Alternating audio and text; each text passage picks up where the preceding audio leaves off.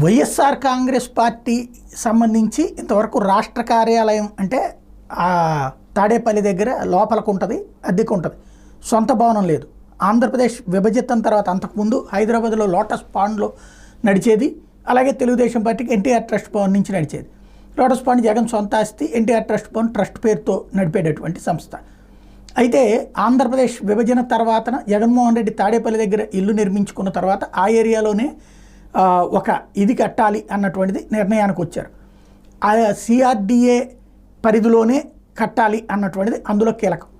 ఇప్పుడు ఆ కార్యాలయం తమ 5 ఏళ్లలో తెలుగుదేశం అయితే అధికారంలో ఉండగానే నిర్మాణం పూర్తి చేసేసుకుంది ఎన్టీఆర్ ట్రస్ట్ భవన్.